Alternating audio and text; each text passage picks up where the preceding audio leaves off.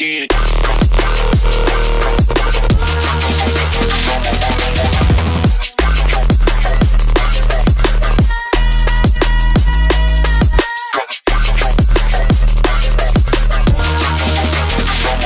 Run it back again. Gotta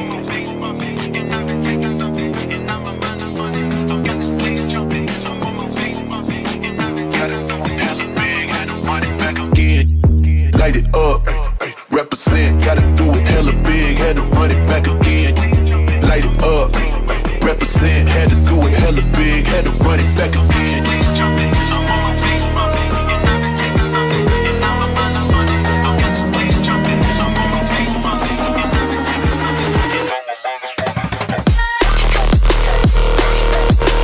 Gotta do it hella big, had to run it back again. Finally, nandito na nga yung pinakahihintay ng karamihan sa atin, ang bagong Yamaha Aerox 155 version 3. So, merong available si Yamaha Bike Link dito guys na standard version. Siyempre, basta bagong motor, hindi natin papalagpasin na hindi ito mabigyan ng review at walkthrough at aalamin na din natin guys kung magkano yung updated price niya ngayon. Kaya naman tara, samahan niyo ikutan tong scooter na to. Let's go! So, eto na nga guys, yung pinakahihintay ng karamihan, etong Yamaha Aerox 155 version 3. So, syempre, nung nilabas dito sa Pinas, talagang hindi magkamayaw yung mga riders natin dahil gustong-gusto talaga nila tong bagong version. Paano ba naman kasi guys, pagdating sa itsura niya, talagang waging-wagi na, no? Napaka-astig, sporty yung looks, at ito talaga yung pinaka-modern design ni Aerox 155. So yung nasa harapan pala natin guys is itong standard version, at makikita mo talaga yung difference nito doon sa old version. So pagdating sa color niya guys, ito ay black. Meron lang siyang decals na minimal which is cyan, and for me, simpleng decals mas maganda tingnan. So dito guys, nandito pa rin naman yung kanyang wind visor for better aerodynamics. Andito pa rin naman. And this one, pagdating dito, yung mapapansin mo talaga guys, aside doon sa kanyang decals, is yung forma dito sa front. Yung dati medyo may pagkabilugan, doon may pagka-sharp siya. Pero yung ngayon na design guys, mas sharp tingnan sa personal, no? So dito guys, yung nag-caught talaga yung attention ko guys, is yung kanyang headlight, maging yung kanyang eyeline. So kung mapapansin nyo, yung dati, yung eyeline niya, mas mataas. Pero ito ngayon, mas mababa. Parang kumbaga, parang kilay siya. Tingnan sa personal. Ayan o. O, diba? May formang kilay. Pagdating naman dito sa kanyang headlight, kakaiba na din. So, para siyang rectangular na. Ayan, naka-LED headlight.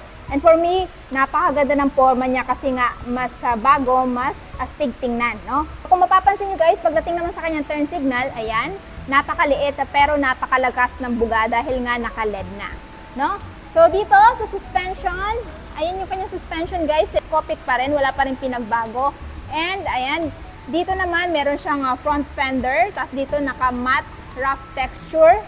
Ayan. Tapos sa gulong, ito pa rin ay steel 14 inches na may sukat na 110 by 80. Ayan, by 14 tubeless tire. So pag tubeless tire, alam naman natin na hindi basta-basta na pa-flat. And then pagdating dito, ayan, may harang pa rin naman, pang-protekta yan sa bato-bato dito sa engine ng motor na to. And dito tayo guys sa kanyang side profile. Ito yung kanyang side profile guys, talagang napakaangas ng forma niya, no? And mapapansin nyo guys, para na din siyang may kanto dito banda. Ayan o. Tapos may design din siya na may pagka-forged carbon. Same yung design doon sa front. And sa decals naman, ayan o. Napaka-minimalist lang, simple tingnan pero napaka-astig. No? Yung lining na yan. Tapos dito, ito pa rin yung kanyang VVA, Variable Valve Actuation, which gives you torque in low speed and power in high speed. So, pagdating naman dito sa kanyang footboard, guys, ganun pa rin naman, naka-upright sitting position kayo dito. Hindi ka kagaya nung kay NMAX na meron kayong option for cruising style. Pero kahit ganun pa man, yung binibigay nitong mga scooter na to ay comfort pa rin during your long ride. So, dito muna tayo guys sa kanyang instrument panel. Of course, yung kakaiba sa instrument panel niya kumpara dun sa old version is para na siyang nakalabas. Kasi yung dati is talagang flat lang yung dito na dashboard niya. Pero ngayon, ayan guys, nag-upgrade siya. So, yung information meron dito is speedometer, odometer, fuel gauge. Ito yung RPM niya, may time na din. Tsaka fully digital na din para siya guys, ano. Tapos, yung turn signal, or meron din siyang, ayan, hazard, ayan, signal. And for me, goods na goods yan. Tapos, pagdating naman sa menu, ito yung kanyang menu button guys. And check natin ano pang mga information meron dito. Ayan, meron siyang trip 1, trip 2, trip F, F-Eco, average F-Eco. Ayan, goods na meron siyang battery indicator para malaman natin kung kailangan na ba siyang palitan ng baterya. Kasi wala nga po itong kickstart. So, palagi nyo i-check yung battery level ng scooter na to if ever ito yung bibilhin nyo. Dating dito, meron siyang pride of ownership which is yung Yamaha niya na logo. And dito naman sa kanyang, ayan, side mirror, typical dahon type pa rin, wala namang pinagbago. And for me, kahit na typical dahon type pa rin siya, kagaya ng old version, mas maangas yung ganitong forma na para siyang hexagon, mas naging complement doon sa kanyang overall na sharp looks, no? So dito guys is glossy, rough, matte combination yung kanyang fairings dito. Sa mga nagtatanong, this one guys is still standard, no? Yung SP kasi guys is naka-keyless, well ito is mechanical key. So nandito yung open para sa fuel at saka sa seat, tapos nandito pa rin yung kanyang front pocket. Hindi kayo maglagay dito ng cellphone nyo. At meron na din siyang built-in na charging port na type C. Ayan. So, kasya dito yung phone ninyo. Pwede nyo ilagay dyan pag umuulan para hindi mabasa. Tapos, button sa switches is nandito yung kanyang high beam, low beam, turn signal. Ayan, off. Ayun yung kanyang horn na stock. Tapos dito, electric start. Pagdating naman sa lever guys, ayan, silver pa rin yung datingan. No? So, ito yung kanyang fuel tank, guys. Open natin. Pakita natin sa inyo kung gaano siya ka-responsive, no? So, kailangan mo lang itapat ito sa open. Ayan. Sa mga nakakonfuse pa rin, paano i-open tong Aerox. Di ba naka-on siya? So, paano ba siya buksan? Bubuksan mo lang siya, itatapat mo lang yung key sa open, tsaka mo bubuksan ang fuel. Ayan. Tadaan! Oh, ganun lang kasimple, guys. So, yung kanyang fuel tank, ayan, pati yung kanyang average fuel consumption. Pagdating sa seat, ganun pa rin naman guys, meron siyang generous seat cushion na, ayan, naka-single tone, rough yung texture, naka-stitches. So, basta naka-stitches guys, alam natin na premium yan. Ayos! And then, pansin ko lang din yung foot peg ng angkas. Ayan, ganun pa rin naman yung style niya, pero parang may abang dito. Pwede kang, ayan, pwede mo ilagay yung paa mo dito or else pwede mo nang ipatong dito. O, diba? So, naka-rough yan guys para anti-slip. No?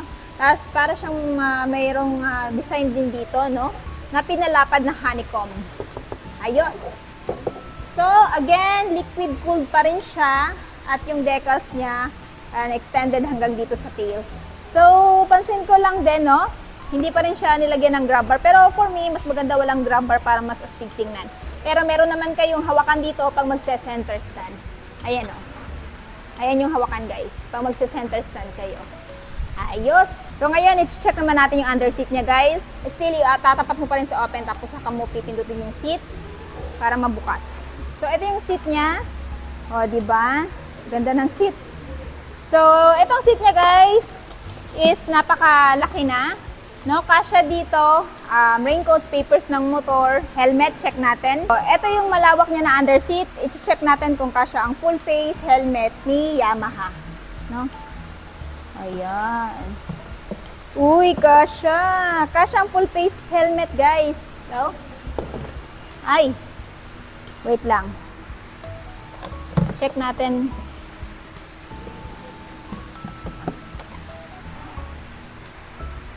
Oops.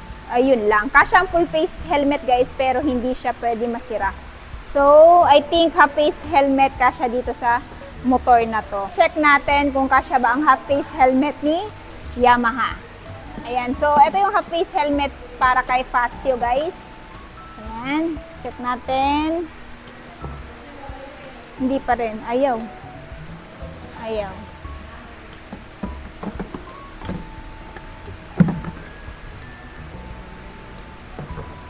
Ayun, kasya ang half-face helmet dito kay Yamaha Aerox 155. Ayan. O, diba? So, kailangan mo lang i-arrange ng maayos, guys, para magkasya. Ayos. Ito yung half-face helmet para kay Fazio.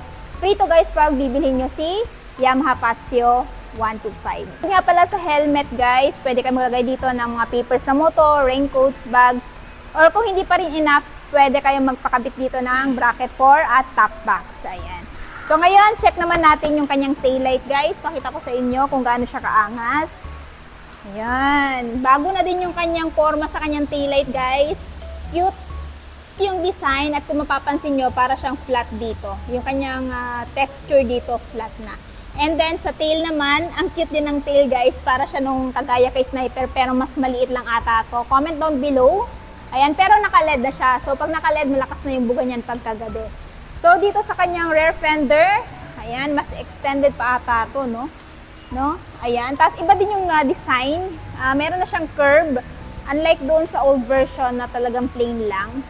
So for me, goods na goods yan. And yung texture na niya is, ayan, naka-raft. And dito guys, isa pa sa nag-upgrade dito kay Yamaha Aerox 155 version 3. Kung dati naka-drum brake siya, ngayon naka-disc brake na. O, diba? Saan ka pa? Talagang sinagad ni Yamaha yung upgrade kay Aerox. And then, ganun pa rin naman, naka-dual shock absorber para mas maganda yung play na suspension habang nagra-rides kayo kung dadaan kayo sa lubak. Ayan. Tapos, nandito naman yung kanyang SMG, Smart Motor Generator. Pag pinandar nyo to, tahimik na lang. Hindi nyo na maririnig yung kanyang engine sound, no? And for me, goods na goods din yan. Sa kanyang tambucho, same pa rin ng design kagaya ng dati. May heat guard pang protekta sa legs mo or sa legs ng angkas ninyo. Tapos, dito naman is meron siyang tire sa likod, guys, na 40 by 70 by 14 inches tubeless. Ayan, naka-single pot piston brake calipers siya, guys. And ayun, still, ayan, unit swing suspension, naka-dual shock absorber. Ito yung kanyang panggilid. Ayan. Siyempre yung belt drive niya, center stand, and of course yung side stand niya, ayan, meron pa rin siyang kill switch. So, ayan, comment down below guys, ano yung masasabi nyo dito sa standard version 3 na Aerox. Habi ba o wale? Paki-comment naman sa baba. Siyempre, hindi pa rin tinanggal dito kay Aerox guys ang Blue Core. Ayan, so which gives you more power but less fuel. So, meaning matipid pa rin ito sa gasolina. Yun nga lang napansin ko dito sa standard version, aside sa naka-mechanical key, wala pa siya nung stop and start system. Of course, this Yamaha Aerox 155 version 3 is still powered by 155cc, single cylinder, 4-stroke, 4-valve, liquid cooled. So pag liquid cooled guys, maganda yan sa long ride kasi hindi na mag-overheat yung makina nito. I-check nyo lang yung tamang coolant level para nang sa ganon, ayan, hindi kayo bigyan ng sakit ng ulo nitong scooter na to. Tapos this one guys is naka-single overhead cam pa rin. So pagdating naman sa kanyang max power guys, meron siyang max power na 15.1 horsepower at ang kanyang torque naman is 14.2 Newton meter. So pagdating naman sa seat height ni Yamaha Aerox version 3 guys, ito ay merong seat height na 790mm at kita nyo naman sa height ko na 5'5", abot natin pero naka-tiptoe tayo. So ideal to guys sa may mga taller height. And the same time, meron itong ground clearance na 145mm. Kaya naman sa mga malalaking humps ng Pinas, hindi basta-basta sasagi yung ilalim na bahagi ng motor na to. And for me, goods na goods yan. Sa sitting position, naka-upright lang po tayo dito kasi wala siyang option for cruising style. Pero kahit ganun pa man guys, ang kinaganda dito, relax to dalhin sa long ride dahil nga siya ay automatic at the same time nagbibigay ng comfort sa inyo. Ayan. So, ayan guys. Comment down below kung abot nyo rin ba to. So, my height is 5'5". At natapos na nga natin ikutan ang bagong Yamaha Aerox 155 version 3 guys. So sa mga interested sa motor na to, ito ngayon ay may presyong spot cash is ayan, 125,900. Pero kung gusto niyo ng hulugan, of course, meron siya down payment na 14,000 at monthly sa 3 years na ayan, 5,778. Kung ayaw nyo naman ng 3 years, meron silang 2 years, ayan, 1 year at 6 months. So pili na lang kayo dyan guys kung alin yung gusto nyo.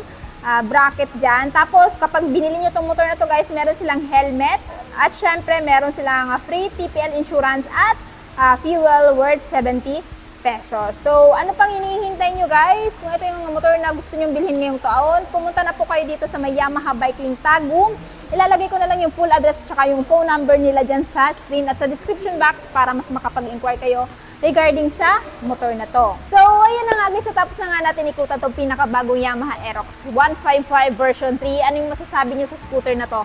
Sulit ba siya sa presyo niya? At ano yung katangian nito kung bakit ito yung kukonsider nyo bilhin ngayong taon? Ang paki-comment naman sa baba. At syempre, kung bago pa lang kayo dito sa channel ko at hindi pa nakapag-subscribe, at gusto mo kapanood ng mga video na gaya nito, please don't forget to subscribe and follow also my Facebook page, Instagram at TikTok, Langga Gale. So yun guys, hanggang dito na muna tayo. Ride safe and peace out!